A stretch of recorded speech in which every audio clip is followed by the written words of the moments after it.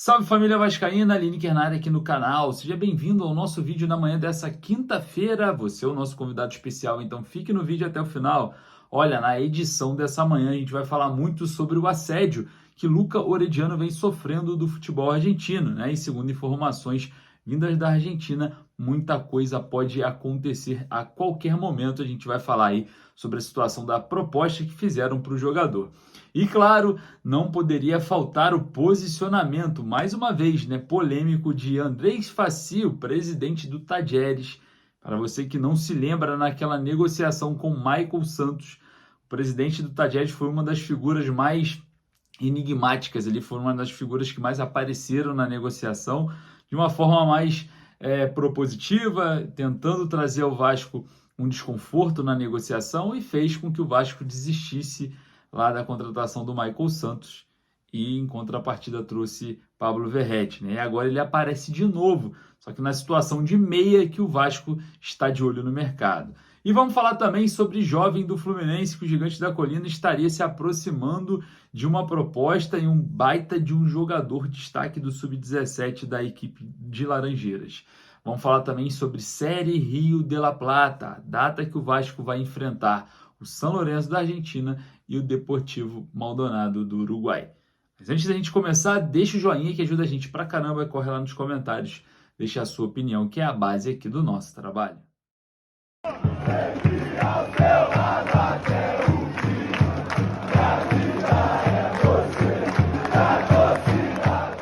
Bora começar esse vídeo lotado de informações super importantes e polêmicas.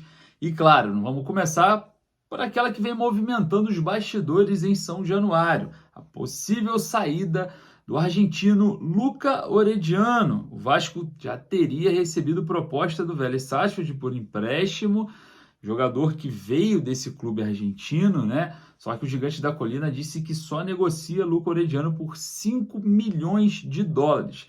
A tendência é o Vasco lucrar com essa negociação, já que trouxe o jogador aí por volta de 16 a 20 milhões de reais. Então, fazendo esse movimento, esse pedido, o Vasco já começa a ver um certo lucro na contratação de Luca Orediano. Agora é o seguinte: questionar a presença do jogador no elenco para 2024 é algo que a gente vai estar sempre falando, porque é um jogador com muito nível técnico, né? Um jogador muito bom de bola, um jogador que tem como características a questão individual, o drible, a finalização. Não teve uma adaptação, né? Se assemelha muito com o Carlitos Palacios, que chegou ao Vasco, jogou bem 2, 3 jogos, mas depois não voltou a jogar. Agora no Chile, lá no Colo-Colo, vem arrebentando o Carlitos Palacios, diga-se de passagem. O Colo-Colo já fez a aquisição completa do jogador e o mesmo parece que vai acontecer com Luca Orediano. O argentino não vem se adaptando, parece que não quer ficar no Brasil. Segundo a imprensa argentina, o Vasco já teria oferecido o próprio Luca Orediano ao Boca Juniors da Argentina e as negociações já começam a vir à tona. Segundo as informações nas últimas horas, a proposta que o Vélez fez por empréstimo de 1 ano com opção de compra foi rejeitada pelo Cruz Maltino, que só aceita a saída do meia por um valor estimado em 5 milhões e uma aquisição dos seus direitos econômicos. É uma situação que divide opiniões. Os torcedores gostam, outros não, e eu queria saber a sua opinião. O que você acha dessa possível saída do argentino Luca Orediano?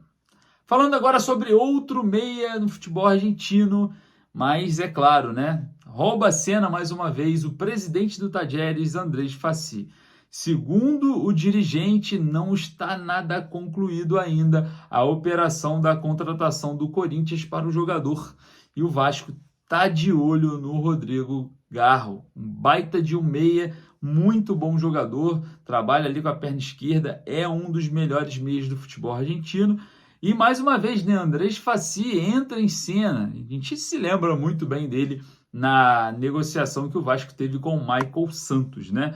Toda hora ele aparecendo, falando sobre garantias, falando sobre dinheiro, falando sobre isso, aquilo. O que aconteceu? O Vasco desistiu de Michael Santos e contratou Pablo Verratti. Acho que foi uma das melhores coisas que aconteceram naquela janela de transferências, né? Mas enfim, ele aparece de novo agora para falar sobre a negociação com o Corinthians e diz que ainda está avaliando as garantias. Diga-se de passagem, o Corinthians não está muito bem avaliado no mercado de contratações, né? Teve um problema agora envolvendo o Matias Rojas, outro meia que esteve aí especulado no Vasco. O jogador está indo à FIFA para receber. Então, algo está incomodando o Andrés Fassi, o presidente do Talleres, e começa a aparecer, né, na mídia. Ele gosta de uma mídia, é apaixonado numa mídia, esse presidente do Talleres. E se o negócio não está concluído ainda entre Corinthians e Rodrigo Garro, o Vasco pode sim entrar na briga pelo meia. Eu queria saber a sua opinião. Agora, outra situação que também envolve esse assédio, né? Que é a situação envolvendo o Cauã Elias, lá do Fluminense, né? Um jogador muito jovem, um jogador com apenas 17 anos, um dos destaques do Sub-17 tricolor. Parece que o staff do jogador, para renovar o seu contrato, né? Para assinar ali o seu primeiro contrato profissional, pediu muito alto, segundo o Fluminense, as bases salariais.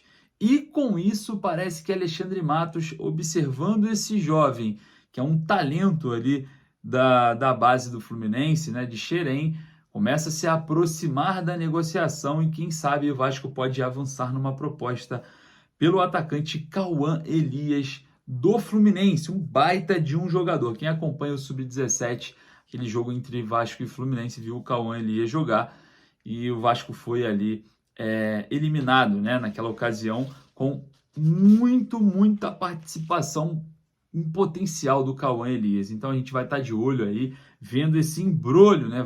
Diga-se de passagem, né? O Vasco não fez propostas, está observando a situação do jogador junto ao Fluminense, que já tem meses se arrastando essa questão salarial do garoto, que parece que não terá fim e não terá um bom fim para o tricolor das Laranjeiras. Outra situação que eu queria abordar com vocês é a respeito da nossa programação como torcedor, é óbvio. Os primeiros jogos do Vasco na Série Rio de la Plata, lá em Punta del Este, onde o Vasco vai fazer a sua pré-temporada. O Vasco joga 2 partidas lá no Uruguai e, claro, a gente vai ficar de olho para acompanhar todas elas. Eu trouxe para vocês aqui em primeira mão a data e o horário que nós vamos estar acompanhando o Gigante da Colina nessa pré-temporada. Mas antes, quero lembrar vocês que Marlon Gomes e Gabriel Peck devem desfalcar o Vasco nesse torneio, nesse início de temporada, porque vai para a seleção pré-olímpica disputar os jogos que o técnico Ramon Menezes conta com os jogadores. Agora, olha só, 18 de janeiro, o Vasco enfrenta o San Lorenzo da Argentina no estádio Domingo Burguenho Miguel, o estádio que fica próximo do centro de Punta del Este, às 22h15.